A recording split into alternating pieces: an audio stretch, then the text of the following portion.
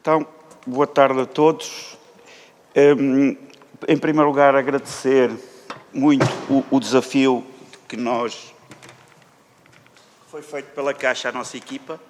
É um prazer aceitar desafios destes que se vão tornando cada vez mais raros e portanto, é muito bom encontrar ainda ilhas de resistência em que este tipo de preocupações está presente. Ou seja, como eu digo, a preocupação fundamental que eu acho que está aqui e que nos traz a todos também é fácil de identificar, é pôr uns óculos de ver ao longe. Ou seja, e cada vez menos nós temos disponibilidade para pôr os óculos de ver ao longe. Ou seja, estamos sempre muito embrulhados na preocupação do dia-a-dia, daquilo que nos leva muito nas questões do dia-a-dia e não temos muito tempo para refletir sobre aquilo que é uma visão mais de longo prazo e de como é que nós resolvemos algumas das situações que temos pela frente. Portanto, num momento em que já não são muitas e cada vez menos são as entidades que têm a disponibilidade e investem nesta pensar ao longe, é um prazer encontrar ilhas deste tipo e aceitar desafios deste tipo e espero que possamos ter estado à altura no contributo que deixamos aqui no trabalho que falámos. Eu depois tenho uma grande dificuldade, é que eu não sou especialista destas coisas da agricultura, mas eu acho que talvez começar por partilhar também algo que é muito importante e interessante, que é a facilidade com que quem trabalha neste setor aceita esta ideia de pôr os óculos de ver ao longe. É que sabe muito bem que há um espaço que medeia entre a fase da sementeira e a fase da recolha do resultado final. E, portanto, que é preciso trabalhar nestes dois momentos para que possamos, de alguma forma, ter bons resultados. Isto é, ainda por cima, num tempo em que, globalmente, a gente pensa todos que está muito ligeiramente... O mundo está atrapalhado, a Europa está atrapalhada, o país está atrapalhado, o conjunto de territórios estão atrapalhados, e então como é que nós vamos sair disto?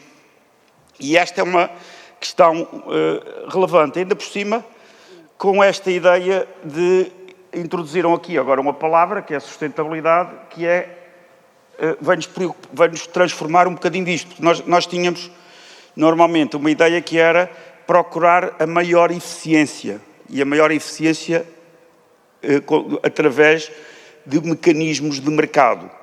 E o que acontece agora é que a sustentabilidade vai baralhar um bocadinho isto, porque de alguma forma mercado e sustentabilidade temos que pôr estas duas coisas a rimar e elas à partida não rimam muito bem, porque o mercado olha muito para a questão da eficiência do curto prazo, não é? E aqui nós vamos também ter preocupações com como é que deixamos um planeta melhor do que aquele que recebemos às pessoas que aí vêm. Ora bem, perante esta dificuldade, ainda temos uma outra dificuldade adicional, que é esta fuga para aquilo que é muito imediato, faz com que aceitemos com facilidade percepções e tenhamos pouco tempo para discutir as evidências.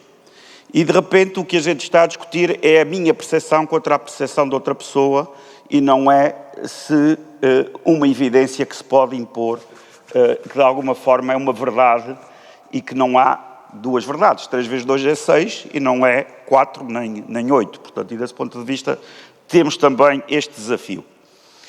Ora bem, e perante isto, o que é que... quais são as respostas? E a primeira resposta que nós encontramos é uma resposta que nos vai deixar todos muito... se a resposta é esta, não vamos muito longe, que é... perante esta dificuldade é preciso retomar esta ideia de olhar para o longo prazo, tentarmos encontrar o que é que nós queremos em termos de visão de longo prazo e, portanto, de alguma forma, responder às 3 perguntas fundamentais que se pergunta quando queremos fazer qualquer projeto, que é onde é que queremos chegar, como é que vamos lá chegar e de onde é que partimos. E, portanto, estas 3 perguntas são aquelas que normalmente importam em qualquer trabalho deste tipo, que é perguntar, está bem, onde é que nós queremos chegar, como é que vamos lá chegar e de onde é que estamos nesta situação de partida. Dito isto, eu queria, de alguma forma, também referir aqui um aspecto que me parece que é muito importante, que é, normalmente, muitas vezes fazemos estes exercícios para cumprir exigências formais para acedermos a fundos comunitários, ou como fazemos estes exercícios porque acreditamos que é importante fazer estes exercícios. São duas formas totalmente diferentes. Porque quando fazemos para cumprir compromissos mais formais, a resposta é, está aqui a estratégia e, portanto, está tudo feito. Se queremos que as coisas aconteçam, o momento em que nós dizemos onde é que queremos chegar é só o ponto de partida para iniciarmos o caminho que depois queremos fazer para lá chegar. E são duas perspectivas totalmente distintas. E o que me parece muito nestes trabalhos que visam refletir sobre o longo prazo é esta ideia. É que o momento de montar ou de dizer eu quero chegar ali, eu tenho uma ambição para chegar ali, ora bem, essa ambição é só o ponto de partida e não é o ponto de chegada. E a questão mais importante, talvez, é como é que vamos chegar ali. Ou seja, não é tanto onde é que queremos chegar, mas é o como é que vamos chegar ali. E desse ponto de vista, para tentarmos chegar a um sítio qualquer e percebermos de onde é que estamos a partir, ou melhor, para como é que vamos lá chegar, é fundamental percebermos de onde é que estamos a partir. E eu aqui gostava só de perder 2 minutinhos sobre um primeiro indicador da nossa região e do Concelho de Torres Vedras e da região do Oeste, que é muito importante para percebermos onde é que nós estamos. Porque, reparem, nós, quando olhamos para o nosso país, dizemos assim, o país, as estatísticas mostram que o país, quando olhamos para as 7 regiões que tínhamos até agora, e como eu digo tínhamos até agora, porque a partir de agora vamos ter mais 2, uma das quais é o Oeste e Val do Tejo, e que vai ser bastante importante para os períodos que aí vêm, uma das estatísticas que se diz é que o país estava aparentemente mais coeso. 7 regiões e estava aparentemente mais coeso. E então, porquê é que se dizia que estava mais coeso? Porque, imaginem uma turma de 7 alunos, onde o aluno de nota mais baixa tem 12 e o aluno de nota mais alta tem 17. E, portanto, e os outros alunos têm 12, 13 e 14. Ora bem, o que é que aconteceu no nosso país a esta turma de 7 alunos? O aluno que tinha 12, 13 e 14 mantiveram-se com 14 e o aluno que tinha 17 passou para 15. Ou seja, temos um país mais coeso. Ou seja, a diferença entre os que estão melhor e os que estão pior é menor. Mas é a forma de coesão que não interessa. É a forma de coesão não virtuosa. Porquê? Não é porque os que sabiam menos passaram a saber mais, é porque aquele que era melhor está pior. Isto foi o que aconteceu quando a gente tira e faz um filme de 21 anos às nossas 7 regiões chamadas NUTS 2. Ou seja, estamos a falar da região norte, do centro, de Lisboa e Val do Tejo, do Alentejo, do Algarve, dos Açores e da Madeira.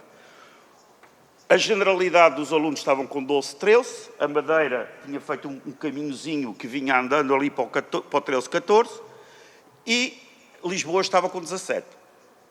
E de repente o que é que aconteceu? Lisboa ficou com 15 e parecíamos que estávamos mais coesos. Ora bem, se fizermos este indicador, agora já mais próximo do nosso território, com o Oeste, o que é que vamos encontrar?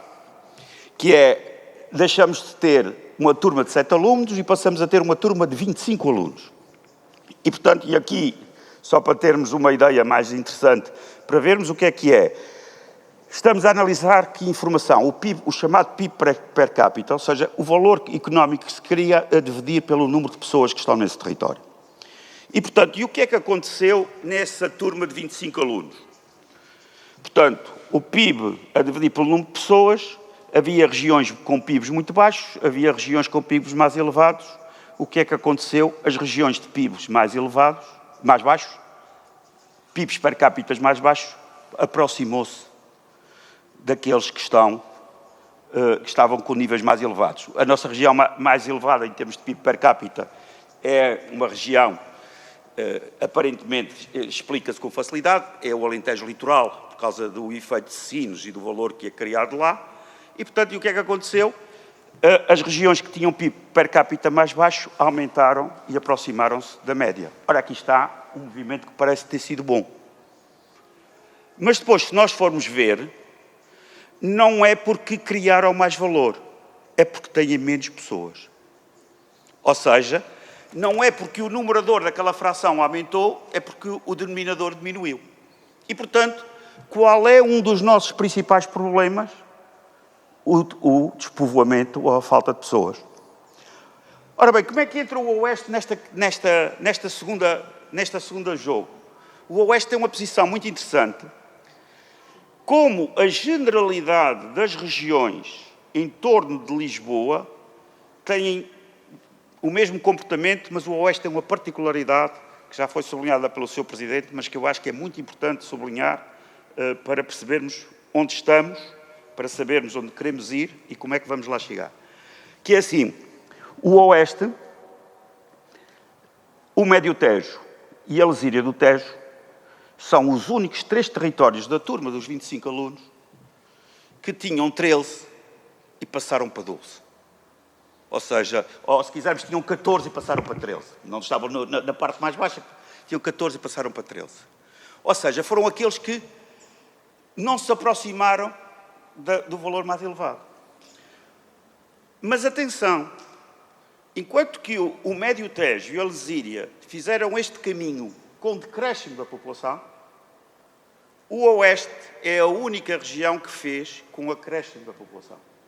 Ou seja, o Oeste conseguiu captar pessoas, e isto é um dado muito importante para aquilo que no futuro querem fazer neste território, que é um dos principais questões que nos vão atrapalhar quando metemos os óculos de ver ao longe no nosso país, é um problema semelhante ao que os nossos reis tinham há 500 e há 600 anos. É o problema do povoamento. E, portanto, e desse ponto de vista, há aqui uma questão que é a nossa questão demográfica. Nós temos um país super envelhecido e que tem que aprender, e agora é um tema muito de atualidade, mas que não tem tempo para esperar pela nova geração que possa ser suscitada pelo um crescimento da natalidade. E, portanto, eu não sei como é que, em particular, quem está no terreno a surgir, mas a dificuldade em obter mão de obra para trabalhar é muito elevada, mesmo neste território onde está a população a aumentar. Portanto, nós temos que perceber que a nossa população tem que crescer e, de alguma forma, neste momento, uma das dificuldades é como é que nós vamos crescer com taxas de fecundidade tão baixas e taxas de natalidade tão baixas como nós temos nas novas gerações. E isso coloca-nos uma dificuldade, que é, eu posso ter todas as percepções sobre as questões da imigração com I, para o nosso país, mas esta é uma dificuldade que nós vamos ter que, com os óculos de ver ao longe, a gente consegue ver e, portanto, vamos ter que saber trabalhar essa dimensão. E, portanto, esta é uma questão, não vale a pena varrermos por baixo do tapete, porque isso não nos ajuda nada nesta dificuldade. Portanto, e isto para dizer então o quê? Nesta primeira argumento, que era para fecharmos este argumento, ou seja, o Oeste, com aqueles recursos todos que o Sr. Presidente, de alguma forma, foi capaz de levantar, que o próprio estudo coloca, que tem, portanto, porque é que se explica que estes 3 territórios em torno de Lisboa tinham esta dificuldade, apesar do Oeste ter este potencial em termos de crescimento demográfico? Ora bem, porque têm esta ligação a Lisboa, que a Lisboa onde estão inseridos na Lisboa e Val do Tejo, que leva essa pancada de decréscimo do PIB per capita, portanto, o que é que acontece? Sofrem também com essas consequências. E isto coloca-nos um outro desafio. Eu estou aqui para falar de desafios que às vezes não são muito simpáticos de colocar, que é, aqui talvez para defender este desafio, é melhor dizer-me que eu sou das ilhas. Portanto, eu sou açoriano, portanto, vou jogar este jogo independente, não é por causa dos bairrismos e destas coisas, é de quem vê lá isto no meio do mar, não é? Mas digo que é assim, há uma Lisboa Terreiro do Paço e há uma outra Lisboa que é um mercado fundamental para a vossa competitividade futura. Não estou a dizer nada de novo, a vossa vida no passado foi usar os corredores que hoje são a A8, não é? Para, de alguma forma, ir vender um conjunto de produções e de produtos que eram produzidos aqui e que eram consumidos nesses territórios. Portanto, desse ponto de vista, a questão que aqui está é preciso distinguir estas duas Lisboas. A Lisboa Poder Central e a Lisboa, que é um espaço para o qual o Oeste, Torres Vedras em particular e todo este território, vai ter que olhar como um dos principais territórios para o qual ele vai colaborar e interagir no futuro. E, portanto, esta parece-me ser qualquer coisa de muito importante para o nosso futuro, que é percebermos que temos que olhar para o futuro e perceber como é que estas nossas tradições e este nosso know-how que temos nestes setores, este saber fazer que existe aqui, pode ganhar ferramentas novas do século XXI, mas não são alternativas ao saber fazer, é pôr ferramentas, pôr inovação neste saber que já existia aqui neste território.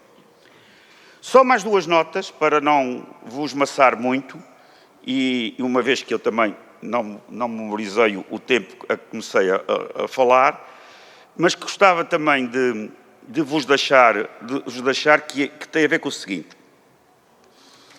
Normalmente, quando nós falamos destes setores e da necessidade de inovar nestes setores e de trazer novas mudanças para esses setores, nós temos uma grande aversão à mudança, temos medo da mudança. Para que é que eu vou mudar? E a pergunta que se deve pôr do outro lado da balança, e o medo de não mudar? E o que é que nos vai acontecer se nós não mudarmos? E acho que essa é uma questão que temos muitas vezes pouca disponibilidade para pensar. E, portanto, eu acho que perante estes desafios, a questão é, mas para que é que eu vou mudar? Quando tiverem a tentação de fazer essa pergunta, ponham sempre do outro lado a outra pergunta. Qual é o risco que eu corro se não mudar? Porque provavelmente, em alguns casos, o risco de não mudar é superior ao risco de mudar. E que provavelmente o resultado final vai ser melhor para todos do que o resultado que temos hoje. Qual é a questão? É que, mas se me derem um subsídiozinho, eu até não precisava de mudar e continuava com esta atividadezinha desta maneira. Ora bem, esse é o problema. Eu costumo dizer que a reestruturação, o exemplo que eu dou mais de reestruturação, é também um exemplo da minha terra, dos Açores, e que eu acho que tem duas características muito interessantes e eu gostava só de salientar, que é o que aconteceu com a caça à baleia e o que hoje acontece com toda a atividade ligada com a observação de baleias nos Açores. Ora bem, a caça à baleia era uma atividade de subsistência que criava valor. A última baleia que foi arpoada foi nos anos 80 do século passado e que era muito importante para a subsistência de muitas famílias que viam ali um segundo emprego e uma segunda fonte de rendimento muito relevante. O que é que aconteceu? A Alemanha disse, não quero mais produtos, aquilo era fundamentalmente utilizado para farinhas e para óleos e para a indústria cosmética e outros assuntos, não, aqui não quero mais produtos que venham da caça ao cachalote, porque é uma espécie em vias de extinção e, portanto, temos que ter sustentabilidade. Portanto, ou seja, o mercado daquele produto, de repente, virou zero. Se não tivesse sido zero, provavelmente havia alguém a dizer, epá, se me der um subsídiozinho, eu vou criar competitividade e rendibilidade neste setor. Portanto, aquilo foi uma grande vantagem que era para acabar, pronto, acabou-se, porque de repente o mercado era zero e, portanto, o valor daquilo passou a ser zero. E isso é muito importante, porque às vezes nós queremos lutar para manter determinado tipo de práticas e porque há pessoas que estão associadas a essas práticas, mas provavelmente é muito importante que, em alguns casos, a melhor solução é mesmo descontinuar determinado tipo de formas de fazer algumas atividades, mas tendo muita atenção e fazendo tudo o que é possível pelas pessoas que estavam associadas a essas formas de atividades. Uma coisa é descontinuar uma determinada forma de exploração, mas fazer todo o cuidado e ter todo o cuidado pelas pessoas que estavam ali ligadas. Desse ponto de vista, só para dar um exemplo, as pessoas que foram mostrar os primeiros cachalotes e que foram vigiar para ver onde é que eles estavam, eram os antigos baleeiros, que antes andavam com o arpão a arpoar. E conseguiu-se, num prazo muito dilatado, porque não foi organizado, se fosse organizado era muito mais rápido e tinha criado muito mais valor, fazer toda uma alteração que hoje ninguém tem dúvidas que a caça à baleia faz muito mais, cria muito mais valor para o território da região que a caça à baleia, que a observação das baleias cria muito mais valor do que algum dia a caça à baleia criou. Mas permitiu o seguinte, o museu mais visitado nos Açores é um museu que não está na Ilha Maior, nem na Cidade Maior, nem nada num concelho grande. Está nas Lajes do Pico, um concelho pequeno da Ilha do Pico, porque tem todo o património preservado da atividade da baleação. E, portanto, isto para dizer o quê? Muitas vezes, nestas cadeias de valor, não vale a pena fazer grande tentativa de manter determinado tipo de formas de organização e, provavelmente, é preciso estar disponível para fazer mudanças e arriscar novas formas de organização, mesmo que e fazendo tudo o que está à nossa disposição para termos um futuro melhor deste ponto de vista nestas atividades. Como é que isso se faz? Há, do meu ponto de vista, 3 palavras, e uma delas ainda por cima, nós queimámos-la muito recentemente, e se vocês, portanto, de alguma forma, todos nós, se eu disser parcerias público-privadas, isto cheira-me a qualquer coisa aí nas margens da legalidade ou de uns negócios, mas reparem, o mundo que vem aí é um mundo colaborativo, é um mundo de parceria, é um mundo de cooperação, e nós não estamos a desenvolver todas as ferramentas, desde a escola, em que provavelmente esta própria ideia de cooperação e de colaboração na escola tem que ser alterada, porque o que aí vem são necessidades de todos nós colaborarmos. Porque quando nós colaboramos, as possibilidades de obter resultados melhores para todos são bastante maiores. E se há área onde isso pode acontecer, é na fileira deste setor agroalimentar. Portanto, quando nós falamos de sustentabilidade, é fundamentalmente mudar as nossas cabeças para que estas coisas possam ter lugar para serem conversadas e serem discutidas.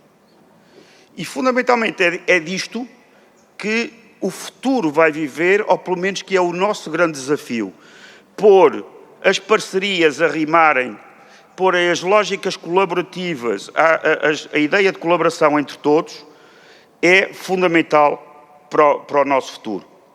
E, portanto, a questão é esta, talvez, estas 2 ideias é aquilo que eu posso deixar mais aqui.